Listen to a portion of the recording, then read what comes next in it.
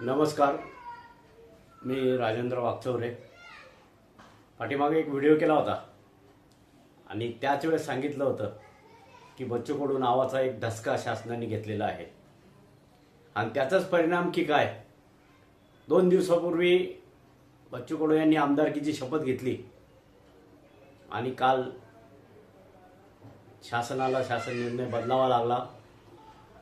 UDIDला मुदतवाढ द्यावी लागली. टेम्पररी UDID कार्ड धारकांना लाभ द्यावा लागला. हा एक बच्चू कडू नावाचा दरारा शासनामध्ये पुन्हा आपल्याला दिसणार आहे. जे काही अपंग बांधवांची कामं रखडलेली होती, ती रखडलेली कामं आता पुन्हा सुरू झालीत. माननीय बच्चू कडू यांनी 19 तारखेला जे काही आंदोलन जाहीर केलं होतं, त्या आंदोलनाचा धसका शासनाने नक्कीच घेतला. हे यावरून दिसून येते की 19 तारखेच्या आतच शासनाने नवीन आदेश पारित केलेला आहे आणि त्या आदेशानुसार सर्वांना संजय गांधीचे लाभ, इतर लाभ हे मिळणार आहेत.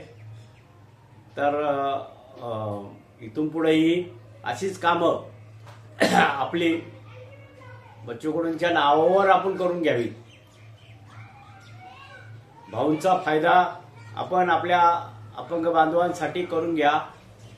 शासनाकडे आणलेली कामं आत्ता आपल्याला करून घ्यावी लागतील.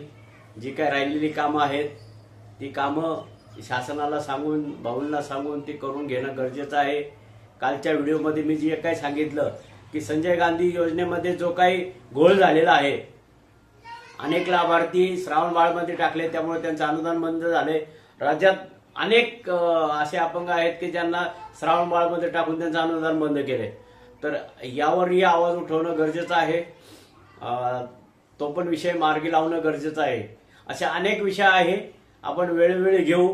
पण आज एवढंच की बच्चू कडू नावाचा एक धसका शासनाने नक्कीच घेतलेला आहे. धन्यवाद.